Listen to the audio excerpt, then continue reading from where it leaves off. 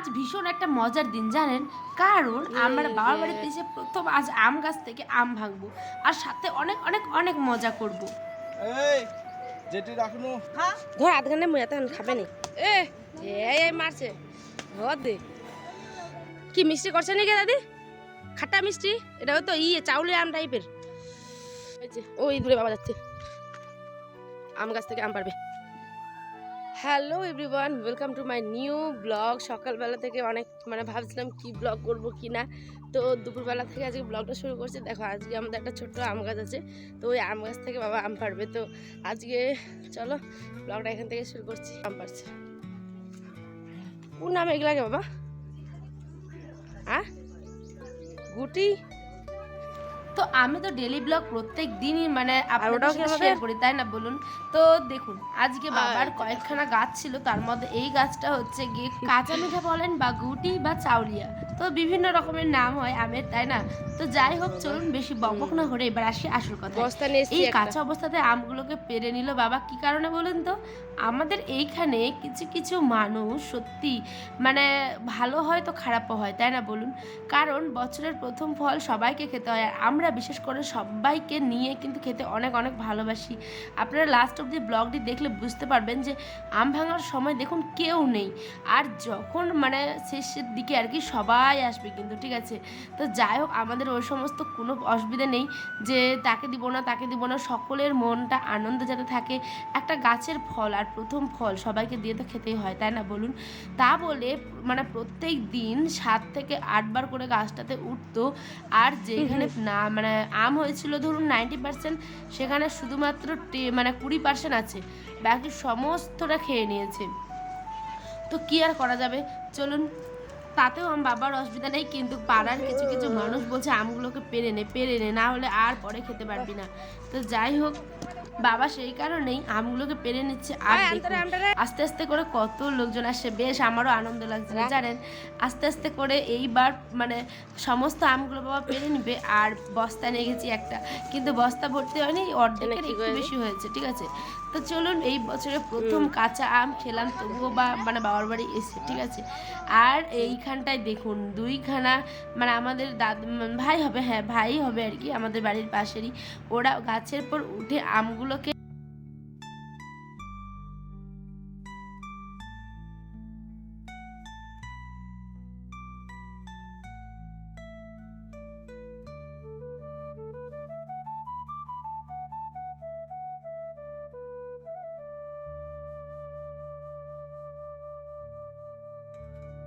ছোটোবেলায় তো আমরাও এরমটা করেছি, তাই না বলুন? কিন্তু গাছে উঠতে তো পারতাম না, কিন্তু আশেপাশের যে আমাদের বন্ধু বান্ধব ছিল তাদের বলতাম, ওই জানা রে যা, গাছটার পরে উঠ, কয়েকটা কাঁচা মিঠে আম পেরলেই হয়ে গেল, জাস্ট একটু শুকনো লঙ্কা গুঁড়ো আর লবণ, মুখে জল চলে আসার মতো, তাই না? তো যাই হোক ছোটোবেলার স্মৃতিটা সকলের এরমভাবেই থাকুক, সুন্দর সাজানো একটা অন্যরকমের শৈশবকাল, তাই না? তো যাই হোক এখানটায় সুন্দর করে আমগুলোকে তো পাড়া হচ্ছে, আর আপনাদের কোথায় কি বলে ওই যেটাতে পারছে ওটাকে আমাদের গ্রামের ভাষায় বলে টকসি, ঠিক আছে? তো টকসিটা বাবা বানিয়েছে আলুর বস্তা কেটে। তো আপনাদের কেমন লাগলো সেটা অবশ্যই কমেন্টে জানাবেন। এটা রাজিমের বেটা কে রাজিম? ও যার মা সেলাই করছে বড় বেটা সুন্দর ভাতিজা।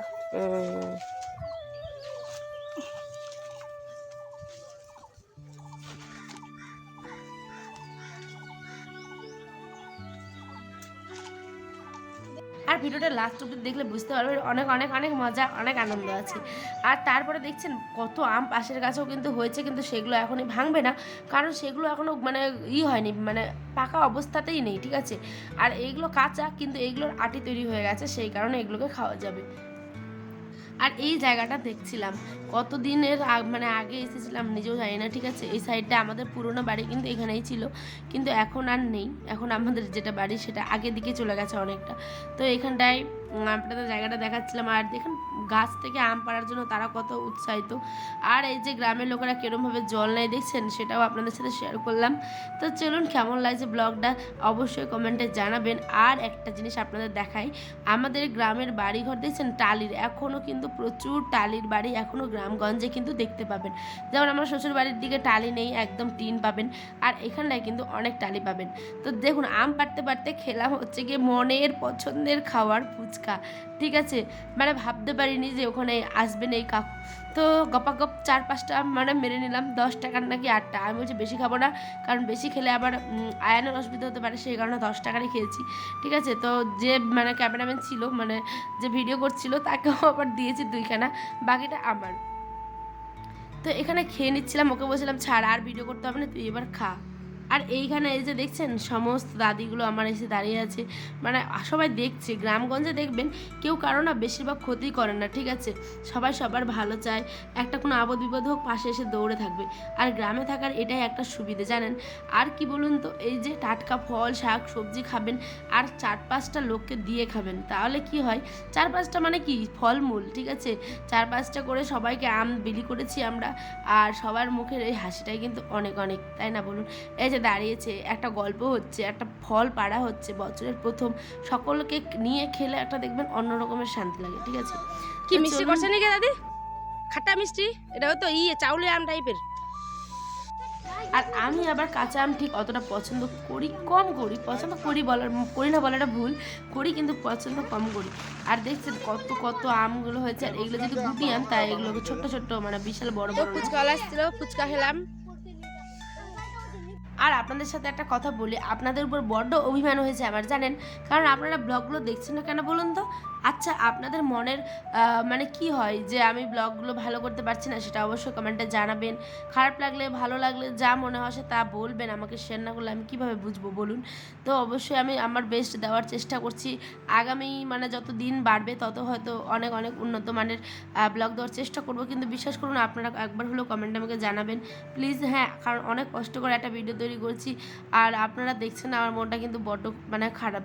তো চলুন, বেশি বেশি করে দেখবেন, ভালোবাসা দিবেন, আপনারা আমার একটা নতুন পরিবার, তাই না বলুন। বা মুখলানি দেখা আছে, এ সব ছাড়ে দিবি। ওটা তো দে।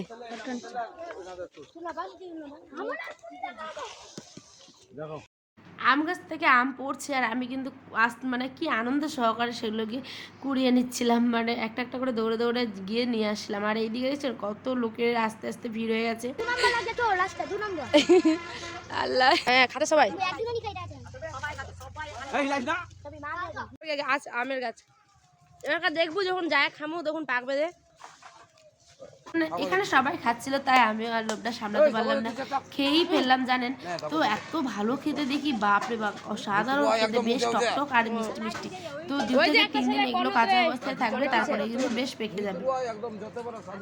তো কারা কারা আম এরকম খেতে পছন্দ করে জানাতে ভুলবেন না, অবশ্যই জানাবেন। ধর আধ ঘন্টা মুই এত খাবে নি, মিষ্টি করছে তো না, ধর মারেক না, মারেক নিকে, মার জোরে মার, এ মারছে দে উন্নি দিয়া মানে। তো এখানে সবাই আমার কাকি কাকা, তারপরে মানে গ্রামের আর কি, তারপরে দাদু দাদি, যাই হোক আর কি, সবাই এসেছিল, গল্প করছিলাম। আর আস্তে আস্তে দেখেছেন বাচ্চা কাচ্চা কত চলে এসেছে, প্রত্যেককে 5 থেকে 6টা ডেকে ডেকে আবার বাড়ি থেকে দেওয়া হয়েছে, যেহেতু আমাদের ওখানে আম গাছ আর সবাই মানে ওখানকারই, তো ওরাও দেখাশোনা করে। মানে যাই হোক, বুঝতেই পারছেন গ্রামে থাকলে সবাইকে নিয়ে বেশ হাসি খুশিতে আমাদের দিনগুলো চলে যাচ্ছে।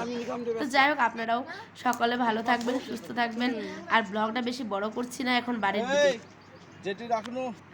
চলুন, এখন বাড়ির দিকে আসলাম। বাবা এখন আমগুলোকে বেশ ভালো মতো করে ঢেলে রাখবে। তবে ব্লগটা এখানে শেষ করছি বন্ধুরা, দেখাবে অন্য একটি ব্লগে। সকলে ভালো থাকবেন, সুস্থ থাকবেন।